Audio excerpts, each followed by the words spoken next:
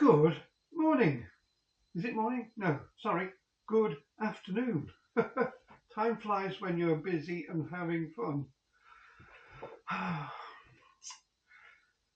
Well, must be nice having patience. I don't know what that means. Right. This is another workshop thing, and I thought I would use this little setup today to begin to explain what I've got to do to ensure Woody is a proper scooter.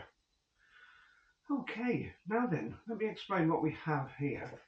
This is a battery charger, and it charges 48 volt batteries. I think it's putting out 54.5 volts to charge 48 volt batteries.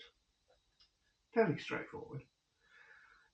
What we have in addition is a motor, and this gantry, this setup, has got a little hole in a piece of metal here that I can move into place, and in here I will put a speed sensor, and I've left the brake disc on so that I can use that to put magnets in place and whatever. I might have to change that for a non-metallic disc, so I'll use that as a template and make a plastic disc to replace this.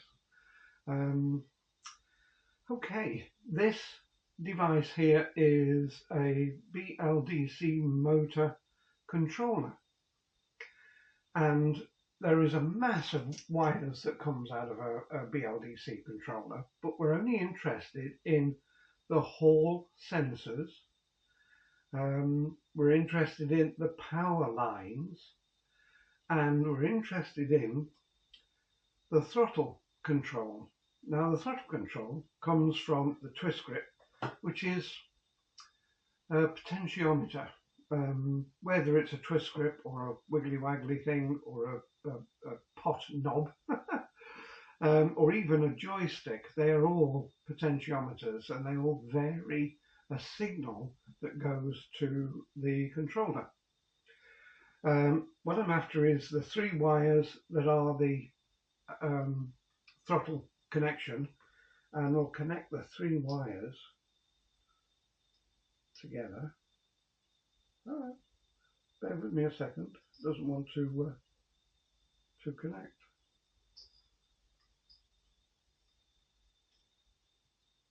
There we go.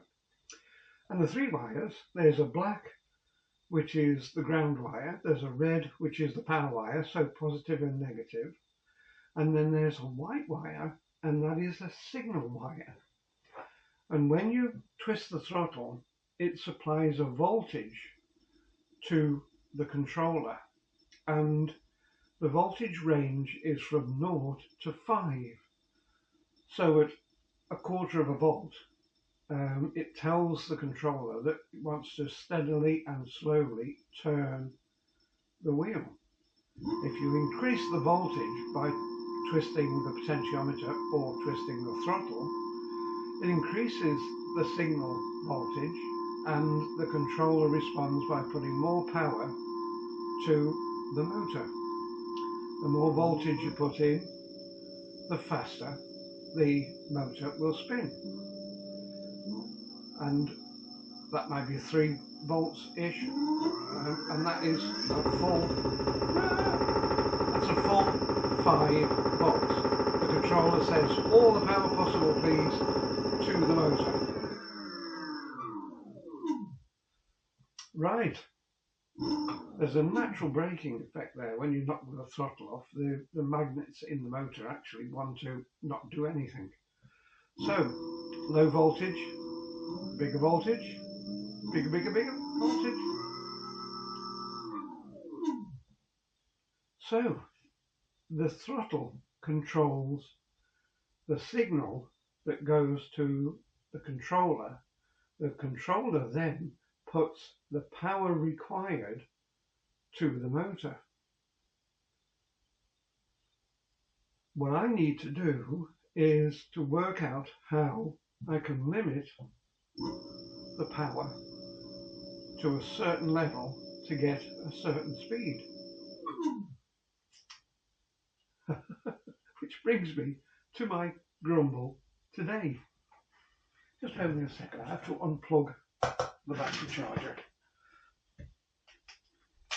There we go.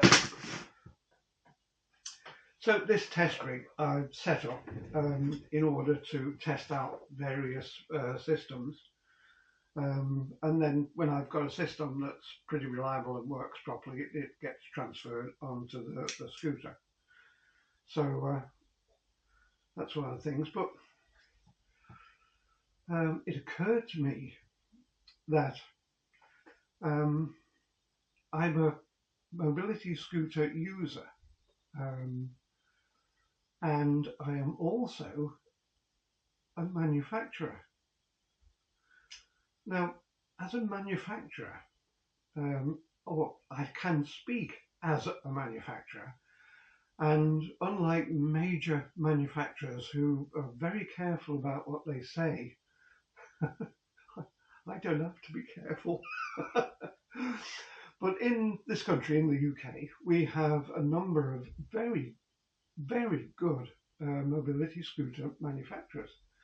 There are some excellent companies knocking out some really nice scooters. I'm avoiding mentioning any names, and I'm avoiding mentioning any models, but you all know who I mean. Unfortunately for them and for me, I could say unfortunately for us, speaking as a manufacturer, we have some major difficulties to work around. Foreign manufacturers, that doesn't sound right. Factories that are abroad don't have the same issues. Scooters that are made in factories overseas can work to different rules, and the British manufacturers, the UK manufacturers, have to compete in the same marketplace, and scooters are coming in to the country from places where they don't have to abide by the same, or they don't have to live on the same playing field as the UK manufacturers. It is not a level playing field. It's certainly not cricket. But it's an unavoidable situation. So in order to produce a good scooter, I would think that UK manufacturers should look to the quality, because UK manufacturers can produce really high quality, high end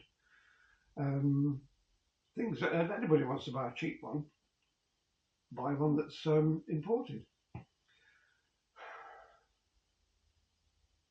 Did that sound right? There's a lot of scooters that are coming in from all over the place. To be honest, some of them pretty spectacularly brilliant. And the truth is that you can't really call some of the scooters names because they are well made. There are scooters made in China. There are scooters made in the Philippines and Taiwan and Canada and America and Germany. There are scooters made in Spain. They're all over the place. They have different conditions in which they can manufacture. And as a manufacturer, I have to make woody, and I have to make woody to certain requirements. In a future video, I will go into that in detail. But for the time being, I'm going to acknowledge there is an elephant in the room and just point out that UK manufacturers are really at a major disadvantage, which is grossly unfair. UK manufacturers are capable of innovation, they're capable of development, they're capable of producing quality products that will certainly go on into the future, and they're certainly quality products that will gain reputation. But they are hamstrung by legislation, UK conditions, and I just wanted to have a grumble about that because the situation for UK manufacturers is massively, massively unfair. Government, please take note. It's very nice of you to talk the green talk, but come on guys, let's see you walk the green walk. Scooters, and I'm talking about the two-wheel ones, are a fabulous invention, a fabulous thing. People will say they are brilliant, but idiots will ride them and cause mayhem. That's great. When you're on the motorway, just take note of how many cars come past you at 70 plus miles an hour. Cars are driven by ordinary people and are also driven by idiots that cause mayhem. Bicycles are ridden by normal people and also by idiots that cause mayhem. Motorbikes and mobility scooters, there is no exception. And those two-wheel scooters are really an excellent thing that would save fuel, petrol-driven journeys. What are we doing? Instead of investing in them, developing a market for them, enabling UK manufacturers to produce and create wealth and jobs, we say you can't use them for some weird reason. I think it's a law that was invented in 1542 or something daft. It's a stupid situation, and one that would be so easily resolved. So come on, government, what the hell is the problem? That's two-wheel scooters. Three-wheel scooters and mobility scooters of all types and shapes and sizes. Why are we putting barriers?